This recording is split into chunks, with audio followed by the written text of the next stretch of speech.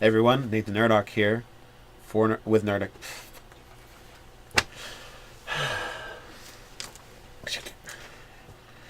Hey everyone, Nathan Nerdarchy here from Nerdarchy for Nerds by Nerds, and we're going to be discussing the pros and cons of the horror game or the horror genre. And with me, I have. I'm Ted. Dave. So I've done some live action horror, and I've also done some Ravenloft and some other psychological horror based stuff, and World of Darkness. But not so much the games, but what do we kind of feel about the horror genre and the pros and cons? Yeah, so the horror genre, first of all, you can just slap that pretty much on any kind of game. Right. It doesn't matter where, it doesn't matter what system you're playing. It doesn't matter the actual genre, because horror can actually be intermingled easily with anything. Yeah. You can turn, your space game into horror. Sci-fi horror. Look at Firefly. Oh, we got a Reavers encounter. That's horrific. So that's gonna be. Well, yeah, that's a type of horror, but I hate that type of horror, personally. Yeah, Well, but I mean, it is horror. So yeah, I would prefer Space Vampire or something, Ghost or something. But I like horror breaks down in some different genres in itself, and Yeah. I veer away from the splatterhouse type Yes. stuff. I do as Not well. because it bothers me, just because I'm not interested in it. It doesn't really appeal to me. But I love, the gothic Cthulhian type horror stuff. Mm-hmm. The Ravenloft stuff. I like subtle horror, and I find it is far more. All right, so let's look at what the breakdowns of what you would classify as the types. So you've got Splatterhouse, which is going to be the crazy monsters that are out for blood and death. You've got psychological horror, where you've got different things going on, Extreme suspense. and extreme suspense. So you might not ever encounter what it is that's causing. You just might be trying to survive or get out. So what else are you guys seeing? I feel like everything else falls between those two spectrums. Okay. They're like the opposite, the polar opposites. You either have elegant horror or you have body parts horror. Yeah, as far as I'm blood concerned. flying everywhere. Yeah. Chopping little bits horror. So Right, and it could be. It doesn't have to be monsters either. It could be serial killers. It could be, it could be different kinds of violence. It could be like the Saw movies. Right. So the pros and cons. I think the hardest thing about horror is the mood, is capturing that mood and getting your players to buy into it, and actually for it to work, they actually have to get a little scared. Right. yeah, Or what it'll turn into is a Monster Hunter game, and in that case, we could really just play regular D&D. Right. Yeah. So a couple peasants go missing. yeah, so it is the key to horror is setting the mood and capturing that mood and getting your players to experience it. Get them to be a little scared. Another pro for horror is the fact that there is a lot to draw from. There's a lot of media out there. Oh yeah.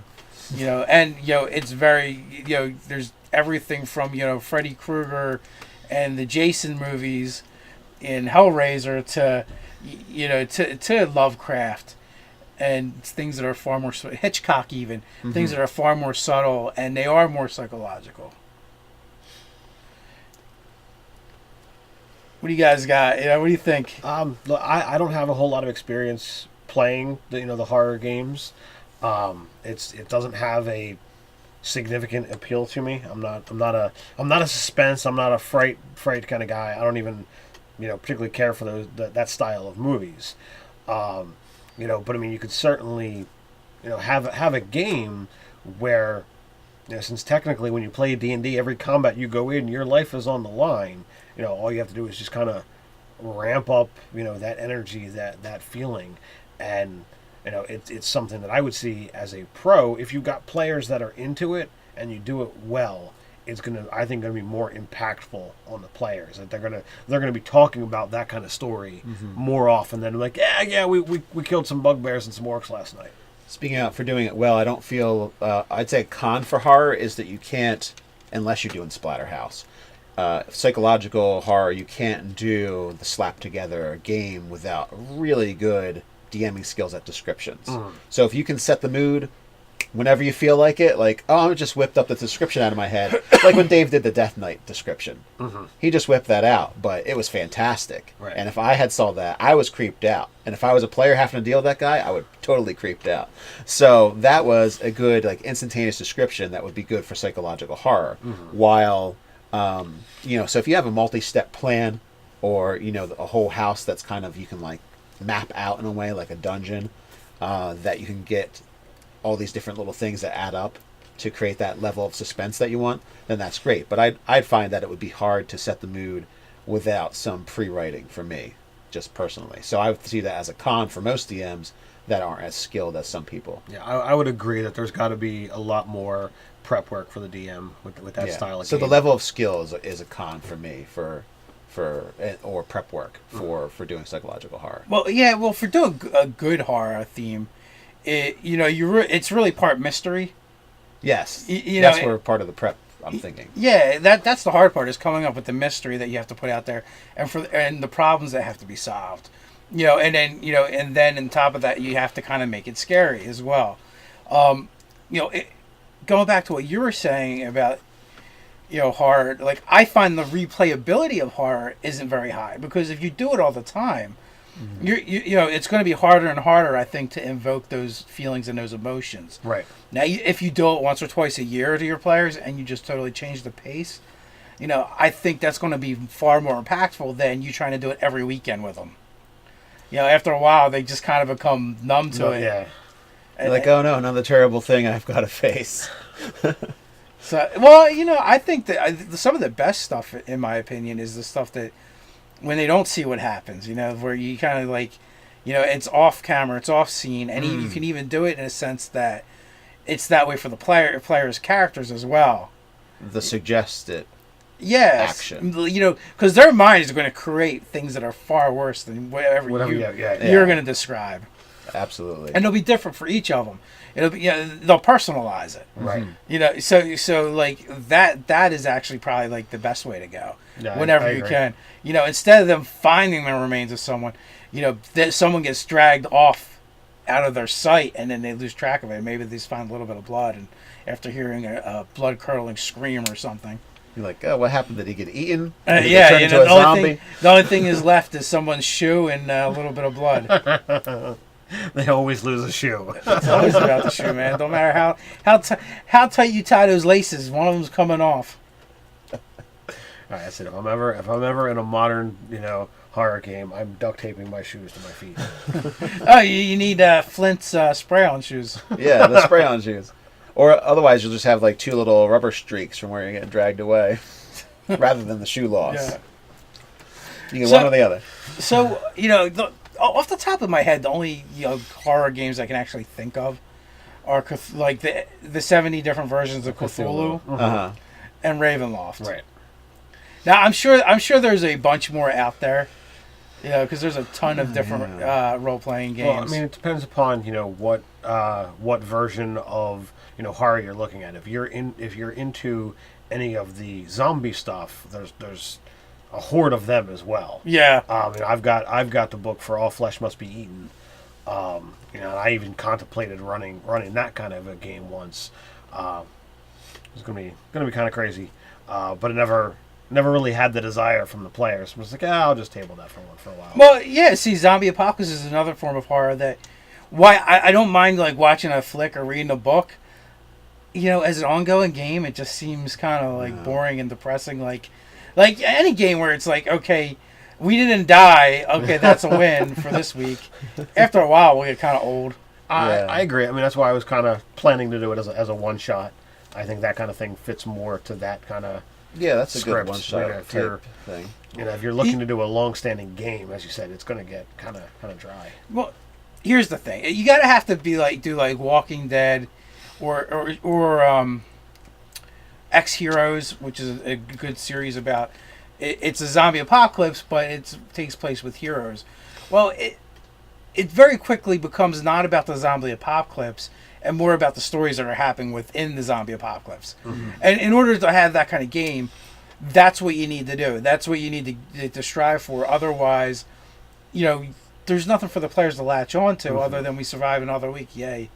There's not, there has to be other stories. It almost like becomes, the zombies actually turn into the background and the backdrop, and not the story. And I think that's the only way it can be done well.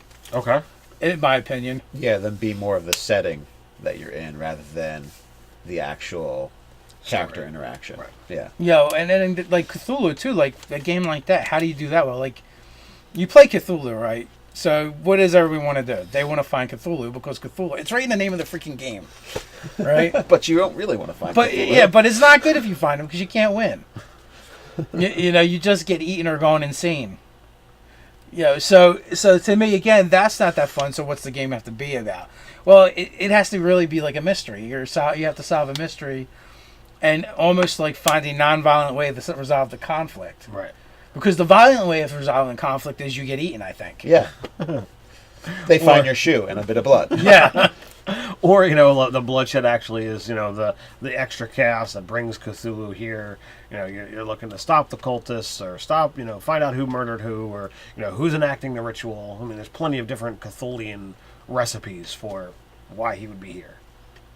Yeah, so I guess like in that we've described like the pros and cons all kind of wrapped up because they're almost like the same thing. Like the things that are the pros are also the cons at the same time. Yeah. What's good about a horror game? You can get scared. What's bad about a horror game? You can trying get to scared. trying to get scared 50 times in a row. So it's got to be a bit, like Dave said, it's got to be about other stuff, or it's just going to get old. Yeah. So for me personally, with those games, I would rather do it every once in a while. Yeah. And that can be worked into a regular campaign for Right. for whatever you're running. Whatever you're running, and that would be fun. Like we're talking about playing, Dresden Files. We're talking about playing, Star Wars, Numenera. So you could run whatever the standard is, but you don't tell your players, and you decide you're going to run a horror. As long as you have to know your players and know that you're going to get buy-in from it and that they're going to enjoy it. Mm-hmm. But so you go into the session and you have to kind of build it up slow.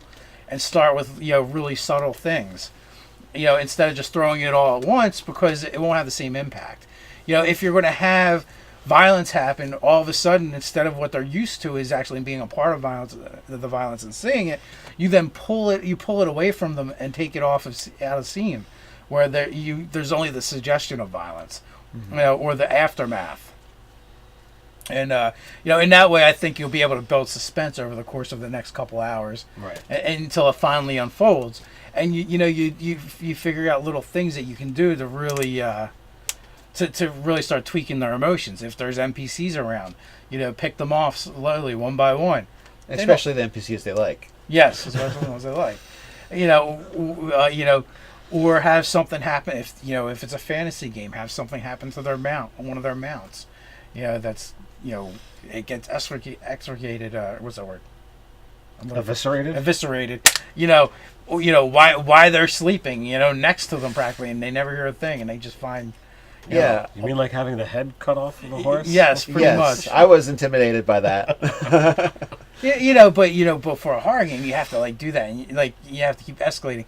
And before that, there might have been some things that would have happened before that in a true horror game. Right. Yeah. I mean, I wasn't running horror. I just was trying to, send a message. Yeah, and that's the other thing. That's what horror games are really about. That's it's about messing with your players. You do something like as the game's going on. One of the players, you're like, you don't hear something, but all of a sudden you feel something caress your cheek, and you look and there's nothing there. And you might do something like reach over and touch your player, as long as you get players that are okay with that. Yeah, whatever. or you say, "Oh, Dan said something to you. You didn't." So you go, "Oh, what did you say?" And I didn't say anything. So having the players think that there's some kind of voice going on. It's Maybe before your players get there, lower the thermostat a little bit in the house. Make it a little chilly. Make it a little chilly. But honestly, that stuff does affect people, right? Right. And then you talk about it later in the game, right? About how it's a little chilly. The air has been crisper than normal. Even though you're on a climate controlled spaceship, or something like that. And then all of a sudden the players are thinking, yeah, it is chilly, but they don't know that you dropped the thermostat 10 degrees, but still. You can start thinking of things like that. Yeah. So with you can get a really good atmosphere with prep. Yeah. Absolutely. I think you could do it on the fly too. Yeah. I mean, it really is just coming up with things and tugging at those psychological heartstrings. Just creeping them out. So that's all I got for horror. So with that, if you have any suggestions that you want to share, go ahead and put them in the comments below. Click share, subscribe, even like. You can find us on Facebook at the Nerdarchy fan page. And you can also check us out on Twitter. So until next time, stay nerdy.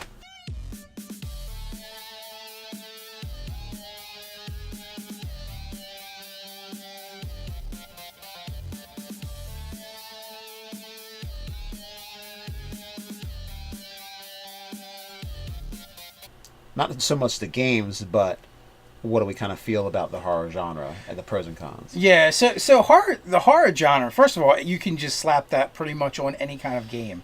Right. It doesn't matter where, it doesn't matter what system you're playing. It doesn't matter the actual genre, because horror can actually be intermingled easily with anything.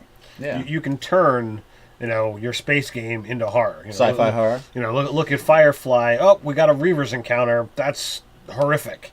So that's gonna be. Well, yeah, that's a type of horror, but I hate that type of horror, personally. Yeah, Well, but I mean, it is horror. So yeah, I would prefer Space Vampire or something, Ghost or something. But I like horror breaks down in some different genres in itself, and Yeah. I veer away from the splatterhouse type Yes. stuff. I do Not as well. because it bothers me, just because I'm not interested in it. It doesn't really appeal to me. But I love, the gothic Cthulhian type horror stuff. Mm-hmm. The Ravenloft stuff. I like subtle horror, and I find it is far more. All right, so let's look at what the breakdowns of what you would classify as. Hey everyone, Nathan Nerdarchy here from Nerdarchy for Nerds by Nerds, and we're going to be discussing the pros and cons of the horror game or the horror genre. And with me I have... I'm Ted. Dave. So I've done some live action horror, and I've also done some Ravenloft and some other psychological horror based stuff, and World of Darkness. But